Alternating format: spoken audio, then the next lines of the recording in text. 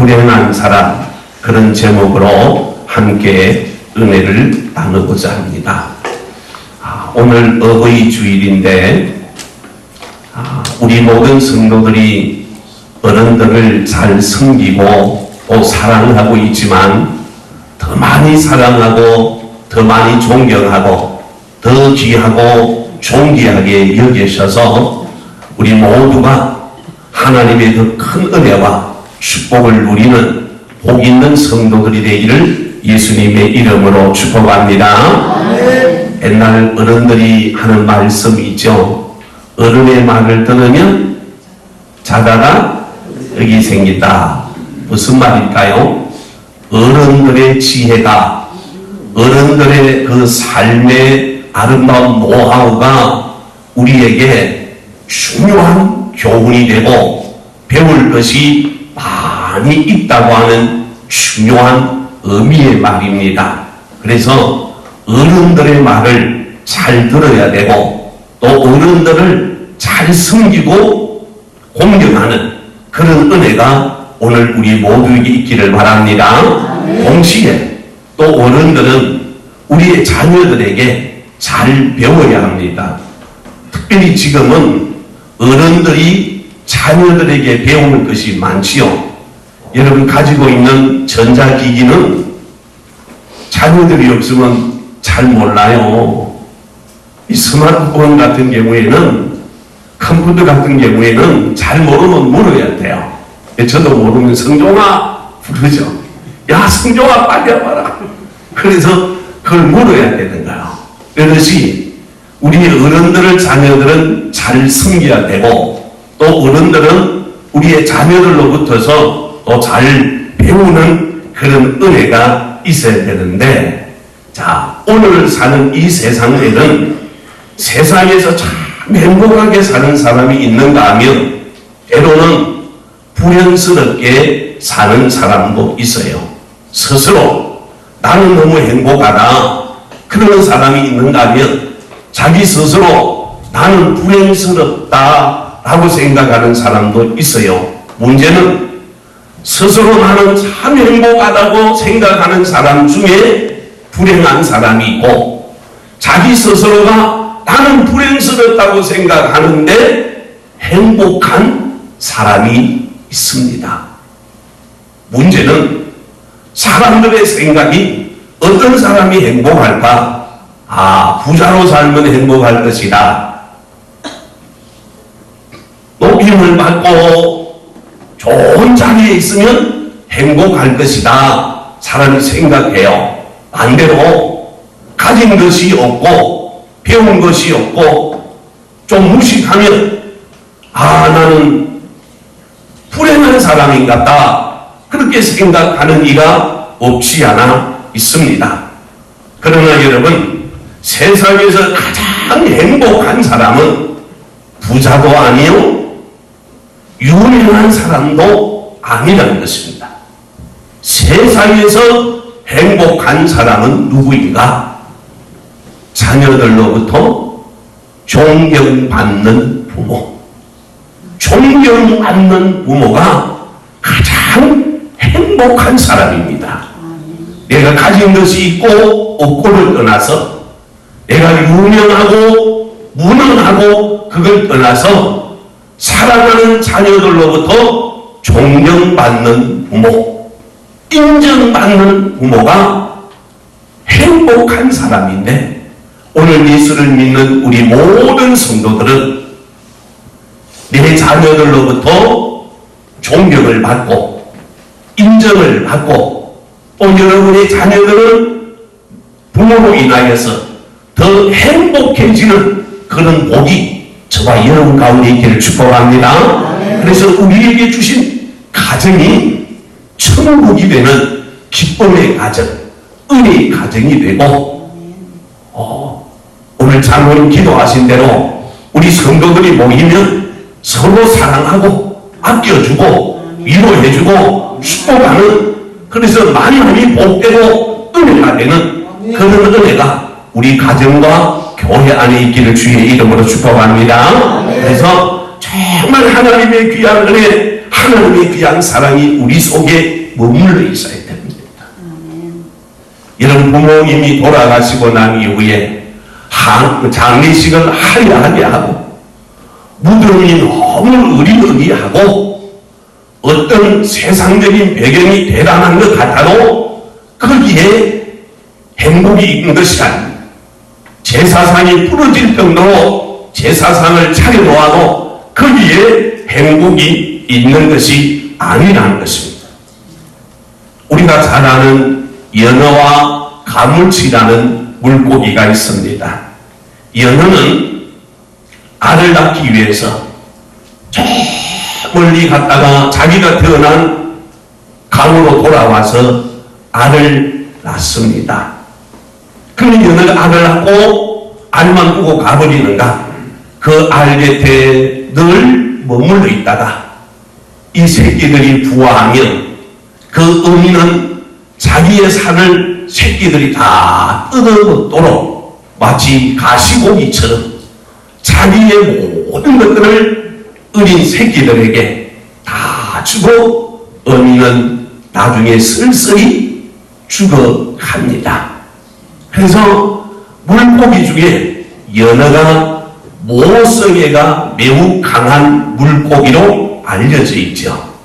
그런가 하면 가물치라고 하는 물고기는 알을 낳고 나면 그 어미가 실명을 하게 됩니다. 그래서 어미 물고기가 먹이를 찾아서 먹을 수가 없으니까 말라 죽어가게 될 때 새끼들이 부화를 하게 되어지면 자연적으로 그 어미의 입속으로 이 어린 새끼들이 다 들어간다는 거죠. 그래서 이 어미 가물치가 기력을 회복하고 다시 시력을 회복할 때쯤 되면 수천 마리의 새끼들 가운데 10분의 1만 살아서 남음으로 인해서 물고기 중에서 가장 효자 물고기가 가물치라는 겁니다. 오늘 사람에게는 이 두 가지가 다 있습니다. 연어처럼 모성애가 있습니다. 자녀를 향해서 모든 것들을 다 주고자 원하는 아름다운 희생이 우리에게 있습니다. 조금 전에 어머니의 사랑을 찬양히 했습니다. 노래할 때마다 우리의 눈꽃이 코끝이 찡하는 이유가 되어 있습니다. 그 사랑 무엇으로 고연할 수 없고 무엇으로 갚을 수가 없는 것이기에 모든 사람들의 눈가에 이슬이 맺히는 이유는 그 사랑 내가 받고 살아왔기 때문입니다. 더불어서 가물치처럼 자기 부모를 또한 공경하고 잘 섬겨야 될 책임이 우리 모든 사람들에게는 있는 것이거든요.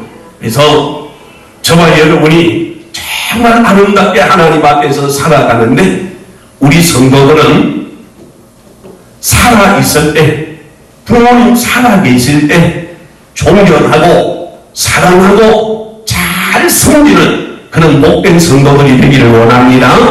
또 우리 어른들은 살아있을 때 효도받아 있다. 여러분 부모님이 돌아가시고 난 이후에 나는 우리 어머니를 너무너무 존경합니다. 사랑합니다. 아무 소용없는 일이야. 부모님 돌아가시고 난 이후에 우리 어머니가 너무너무 사랑해요. 너무너무 귀하게 여겨요. 그거 아니라는 거예요.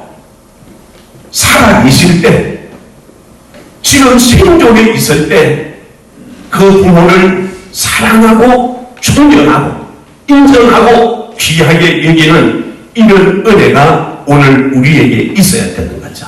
그래서 내 부모님이 부자로 사니까 나는 존경한다. 아주 유명하니까 나는 사랑한다. 이 모습이 아니고 그분이 부자로 살던 때로는 유명하지 못해서 여러 가지 어려운 점이 있던지 간에 오늘 우리가 정말 하나님의 귀한 은혜 그런 모습이 우리 가운데 있어서 부모를 사랑하고 존경하는 그 아름다운 마음이 우리 모든 성도들 마음 가운데 있어야 된다고 하는 것 여러분 기억하기를 바랍니다. 그래서 부모가 존경받으면 자녀들이 행복하게 되어 있어요. 부모가 자녀들로부터 존경 못 받는데 자녀들이 행복해질 수가 없는 거예요. 왜 그런가? 이건 하늘의 법이 그렇습니다. 하나님께서 우리에게 복을 주시는데 부모는 우리의 축복의 거룩한 통로입니다. 하나님께서 우리에게 복을 주실 때 부모를 배제하고 내게 복을 주시는 것이 아니라 그 부모를 통하여 우리의 자자손손이 복을 받기 때문인 줄로 믿습니다. 그래서 부모가 복되어야 돼요. 내가 내 자녀들에게 복되어야 된다. 오늘 내가 내 자녀들에게 좋은 복을 보이는 그런 믿음의 아름다운 부모가 되어야 된다. 내가 그에게 많은 유산을 물려주거나 다른 세상적인 좋은 배경을 줄 수 있어서가 아니라 내 부모이기에 내 아버지요 내 어머니이기에 우리의 자녀들이 사랑하고 존경하고 아끼고 그 말씀에 순종할 수 있는 이런 믿음의 아름다운 본이 저와 여러분 가운데 있을 때 나로 인하여 우리의 자녀들이 복될 줄로 믿습니다. 그러면 그 사람은 행복한 사람이요. 그분은 복된 사람입니다. 반대로 어떤 사람이 불행한 사람인가 보세요. 아들과 딸이 나는 엄마 아빠처럼 안 살아. 나는 그렇게 안 살 거야. 하고 말한다고 하면 아무리 많은 재산을 물려줄 수 있고 세상에서 인정을 받고 세상에서 높임을 받는 부모이라 할지라도 그건 행복한 사람이 될 수가 없는 거거든요. 반드시 오늘 믿음의 성도들은 사랑하는 자녀들로부터 가정에서부터 사랑받고 인정받는 그런 은혜가 우리 가정에 있어서 우리의 가정이 천국처럼 아름다운 복된 가정들 되기를 원합니다. 자, 온 가족이 열심히 신앙생활을 잘하는 귀한 가정이 있었습니다. 그런데 그 가정에 아들이 망나니로 살아갑니다. 부모의 생각과 부모님의 뜻하고는 전혀 반대의 삶을 사는 거예요. 그러니까 아버지가 보다 안 돼요. 아들을 향하여 책망을 합니다. 야단을 합니다. 그러자 아들이 아버지를 향하여 이렇게 말하는 것입니다. 아버지, 나를 야단치고 책망하지 말아요. 나는 성경적으로 살고 있습니다. 아버지가 기가 막힐 노릇이죠. 망나니로 사는데 가장 성경적으로 산다는 거예요. 그러니까 아버지가 들으니까 기가 막힐 노릇이잖아요. 그래서 아들의 말을 듣고 아버지가 더 화가 나는 거예요. 뭐라고 이놈아? 뭐라고 이놈아? 네가 성경적으로 산다고? 그러니까 이 아들이 아버지 성경 좀 보세요. 여러분 성경을 해석해도 이런 식으로 해석하면 안 되지만 성경 좀 모르는 거예요. 요한복음 5장 19절 말씀을 한번 볼까요? 같이요. 시작. 그러므로 예수께서 그들에게 이르시되 내가 진실로 진실로 너희에게 이르노니 아들이 아버지께서 하시는 일을 보지 않고는 아무것도 스스로 할 수 없나니 아버지께서 행하시는 그것을 아들도 그와 같이 행하느니라. 아멘. 이 말은 전혀 그 말이 아닌데 이 아들이 아버지에게 인용할 때는 이렇게 인용을 한 겁니다. 아들이 아버지께서 하시는 일을 보지 않고는 아무것도 스스로 할 수가 없다. 이 말씀은 아들이 보는 아버지는 말씀대로 안 산다는 거지. 돈이 안 된다는 거지. 덕이 안 된다는 거죠. 덕이. 그러니까 이 아들이 말씀을 인용해도 아주 이상하게 갖다 붙여서 말하는 거죠. 아버지를 보니까 덕이 안 되네요. 라는 말로 아버지를 향하여 말하는 것이죠. 그러나 아버지는 이 아들이 말하는 이 말씀을 듣고 더 이상 할 말이 없습니다. 더 이상 무슨 말을 할 수가 없는 것들. 왜요? 내 모습을 내가 알기 때문이죠. 그럼 제가 부교육자로 있을 때 그 교회에서 안수 집사를 선택하는 주일 아침이었어요. 그러니까 중고등부 예배가 아침 일찍 있잖아요. 9시부터 있으니까 이 아들이 둘째 아들인데 교회 마당에 나와서 뭐 때문에 그런지 몰라요. 우리 아버지 안수 집사님 되면 안 됩니다. 네, 그때 그 아버지는 그 교회의 안수 집사님 제1순위입니다. 그 교회에서 최소한 인정받고 또 많은 사람들로부터 사랑받는 귀한 집사님입니다. 내 아들이 느닷없이 나타나서 그렇게 선포를 한 겁니다. 제가 왜 그러냐고 이유를 묻지는 않았습니다. 하지만 상당한 충격을 받은 것만은 사실입니다. 이런 부모와 자녀의 관계가 참 아름다운 좋은 관계로 유지할 수도 있지만 때로는 그 아비와 자녀의 관계가 너무 힘들고 어려워질 가능성도 있습니다. 하지만 예수를 믿는 오늘 우리는 부모와 자녀의 관계가 막히면 안 되는 거예요. 부모와 자녀의 관계가 뚫리기를 축복합니다. 막히면 안 돼. 혈관이 막히면 어떻습니까? 중풍이 오든지 뇌졸전이 오든지 어려움이 오는 거예요. 혈관이 막히면 안 되듯이 부모와 자녀의 관계가 나와 하나님의 관계가 형통하기를 축복합니다. 막혀지면 안 돼요. 뚫려야 되는 거야. 엘리 제사장에게는 홈리와 비느하스라고 하는 두 아들이 있습니다. 아버지가 대제사장이기에 이들은 자연스럽게 제사장의 신분을 가지게 됩니다. 그러나 홈리와 비느하스가 하나님의 말씀대로 살지를 않습니다. 하나님의 말씀대로 사는 것이 아니라 자기 멋대로 살아가는 거예요.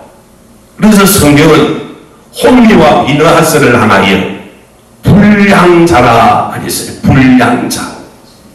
여러분 제품에도 불량품이 있잖아요. 어떤 물건을 만드는데 불량품이 있는 거예요.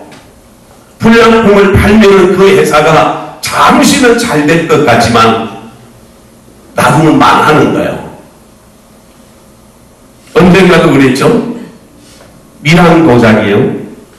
옛날에 저희 교회 집사님이어서 제가 부교육자로 저 서울에 있을 때 부교육자로 있을 때 집사님이 그 미랑 도자기 사장이었어요. 목사님을 따라서 신방을 왔는데 미랑 도자기에서 망치 만들고 매일 도자기만 캐고도 돈 버는 분이 계셔. 제가 볼 때는요, 그거 깨면 안 되겠어. 너무 예뻐요. 그릇에다가 그릇이 얼마나 예쁜지 몰라요. 그런데 이분은 하루 종일 하는 게 뭔가 하면 불량품으로 나온 도자기 깨는 게 하루 종일. 그러니까 망치 만들고 와서 톡 치는 거예요. 그래서 제가 그랬거든요. 아니 그거 왜 깨냐고. 아이고 몰라서 그렇지만 이거 팔면 우리 회사 망합니다. 이거 불량품이에요. 아닌데 괜찮은 것 같은데 나는 비전문가니까 몰라서 그런 거죠. 전문가가 보면 흠이 있다는 거예요. 불량품이요. 그걸 팔면 당장은 덕이 될 수 있을지 모르지만 회사는 문 닫아야 되는 얼마 안 가서 재혼에 불량품이 있듯이 사람 가운데도 불량품이 있다는 거예요. 그래서 지금은 여러분 진품과 짝퉁이 너무 비슷하니까 진품이 짝퉁 같고 짝퉁이 진품 같은 세상이요. 사람들이 보면서 헷갈리는 거예요. 아리송한 거예요. 하지만 오늘 우리의 믿음은 진품되기를 주의 이름으로 축복합니다. 그러니까 엘리 제사장이 아들들에게 아들들아 이러면 안 된다, 이렇게 살면 안 된다, 이거 잘못된 거다 라고 말하지만 아들들이 아버지의 말을 듣지 않습니다. 여러분 오늘 우리의 비극이 어디에서 옵니까? 아비의 말을 듣지 않으므로, 부모의 말을 듣지 아니하므로, 하나님의 말씀을 듣지 아니하므로 오늘 우리에게 비극이 오는 겁니다.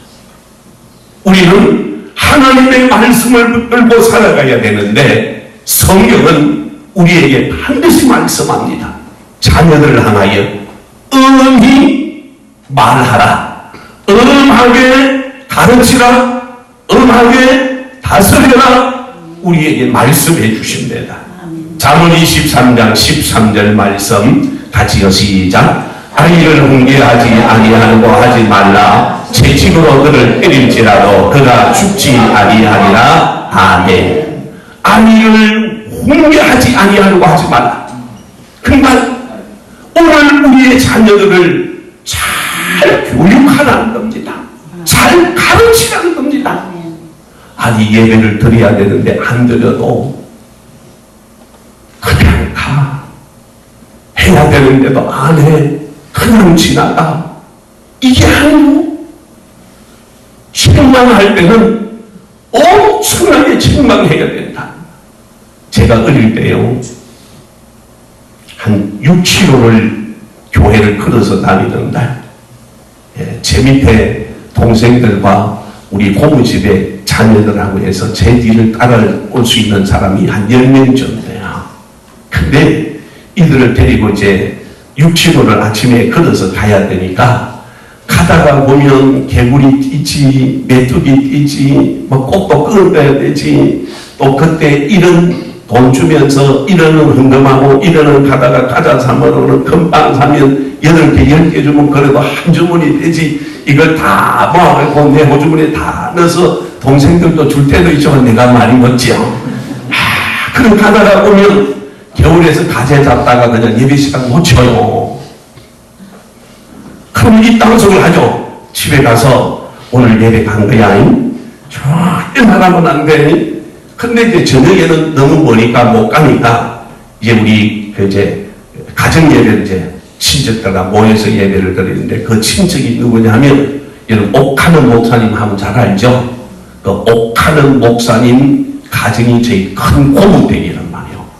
그러니까 그 집 사람들 전부 다 험짝 올리며 옥하는, 옥태험, 옥시험 막 이리 나가요. 그러니까 저녁 예배 드리면 이제 들통이 나요. 그러면 이제 저부터서 불을 쓰는 거죠. 불을 쓰고 때리지는 않아. 근데 손 딱 들고 불 쓰고 있으면 탈구똥 같은 눈물이 쭉쭉 그냥. 그럼 이제 한 3주는 약발 받아요. 한 3년은 예배가 잘 가. 또 한 4주쯤 지나면 또 깨가 나. 근데 지금은 예배당 안 가도 가만히 있잖아요. 물론 안 그런 분도 계시겠지만 오늘 우리 가운데요 자녀들을 향하여서 이런 훈계, 이런 믿음의 채찍들이 우리에 있어야 되거든요. 자, 잠언 13장 24절 말씀 같이요 시작. 매를 아끼는 자는 그의 자식을 미워함이라. 자식을 사랑하는 자는 근실히 징계하느니라. 아멘. 그래서 내가 자녀를 사랑하면 근실히 징계할 수 있어야 됩니다. 충만할 수 있는 이런 은혜가 있어야 되거든요. 그래서 성경이 말씀하는 훈계나 징계는 책망만을 말하는 것이 아니라 잘못을 깨닫도록 그가 뭘 잘못했는지 알게 하라는 거죠.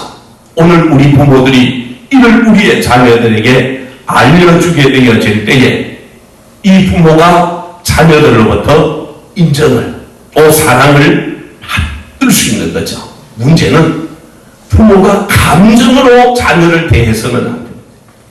우리의 자녀를 교육하라 가르치라고 한다고 해서 감정을 앞세워서 자녀들을 책망하는 일은 도리어 역효과입니다. 오늘 세상은 부모의 권위주의만 가지고 자녀를 설득시킬 수 있는 그런 시대가 아니라는 것이죠.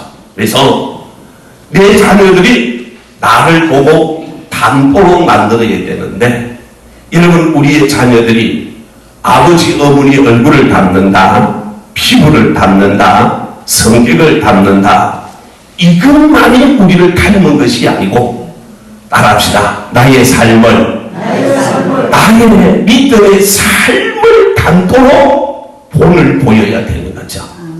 나의 삶.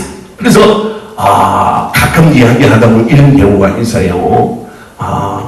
아버지가 둘째 아들을 사랑하더라, 엄마가 둘째 딸을 좋아하더라. 왜 좋아하냐 보니까 자기를 닮아서 좋아한다는데, 자기를 더 닮았대, 얼굴이 더 닮았다는 거예요. 이런 그걸 닮은 것과 좋아하는 것이 아니라 오늘 주님 닮은 우리의 신앙을 본받아서 잘 하나님 앞에 귀하고 복되게 자라가는 것을 우리는 기뻐할 줄 아는 그런 은혜와 복이 저와 여러분 가운데 있기를 원합니다. 그래서 내 자녀들에게 나의 섬김을, 나의 사랑을, 나의 겸손을 보여주는 저와 여러분 되기를 원합니다. 이게 오늘 교회 안에서부터서 보여지게 되어질 때에 재산 유무에 관계없이, 유능하고 무능하고 그 관계없이 오늘 우리의 자녀들이 그 부모를 존경하고 사랑하게 되어 있다는 거죠. 그래서 성경은 우리의 자녀들로 하여금 부모를 잘 공경할 수 있도록 가르쳐야 할 것을 말씀하시는데, 왜 저와 여러분 부모를 공경해야 할까? 성경은 그 이유를 우리에게 말씀합니다. 부모는 보이는 하나님의 대리자입니다.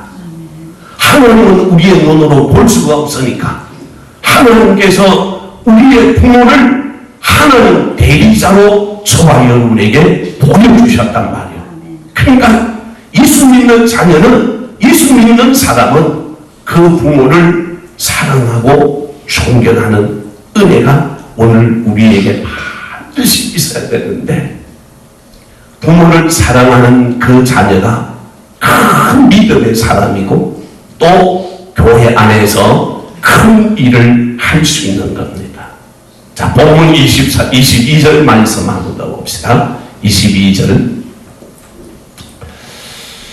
다 같이 시작. 너를 낳은 아비에게 청종하고 내 늙은 어미를 경히 여기지 말지니라. 아멘. 자, 여기 말씀 두 가지를 여러분 잘 보셔야 되는데, 너를 낳은 아비에게 청종하고 내 어미를 경히 여기지 말아야 한다. 두 가지 말씀이죠. 자, 여기 청종이라는 말씀에는 세 가지 중요한 뜻이 있습니다. 귀를 기울여 아비의 말을 들으라는 거죠. 귀를 기울여 아버지의 말씀을 들으라는 겁니다. 두 번째는 낮아져서 겸손하게 그 말씀에 귀를 기울여 들으라는 것입니다. 세 번째는 잘 듣고 따르라는 의미입니다. 그러니까 청종이라고 하는 말씀에는 이런 세 가지 중요한 의미를 우리에게 주시는 거죠. 그래서 예수 믿는 우리 믿음의 성도들이 아버지의 말에 귀를 기울여 들어야 한다. 우리는 하나님의 말씀에 귀를 기울여 듣고 하나님의 말씀 앞에 겸손하게 그 말씀을 받고 그 말씀을 잘 들어서 순종하는 저와 여러분 되기를 원합니다. 그래서 누가 부모에게 충족할까? 부모의 권위를 인정하는 자녀가, 부모의 권위를 인정하는, 그래서 그 부모를 존경하고 심히 사랑하는 자녀가 겸손히 그 부모의 말을 들을 수 있는 겁니다. 다시 말하면 예수를 믿는 성도가 하나님의 말씀을 듣는데, 하나님 사랑하는 그 믿음의 성도가, 하나님만 바라보는 그 믿음의 성도가 겸손히 그 말씀을 받고 그 말씀을 따라 순종하더라, 그 말씀이죠. 그래서 오늘도 저와 여러분이 정말 하나님 사랑하는, 존경하는 그런 은혜가 있어요. 두 번째 보시면 내 늙은 어미를 경히 여기지 말라. 여러분 연세가 드시면 듣는 것도 말하는 것도 여러 부분에서 약한 부분들이 많습니다. 무시하지 말라 그 말이죠. 외면하지 말라 그 말이죠. 오늘 존경하고 사랑하면 무시하고 외면하는 것이 아니라 더 받들어 숨기는 그런 은혜가 오늘 우리에게 있다는 거죠. 그래서 부모님을 사랑하는 믿음의 성도들은 오늘 우리의 본문의 말씀을 통해서 세 가지를 꼭 기억해야 되는데, 첫째가 부모님의 소원을 알아야 합니다. 알합시다. 부모님의 소원을 알자. 부모님의 소원을 알자. 부모의 소원을 알아야 되거든요. 조금 전에 찬양했잖아요.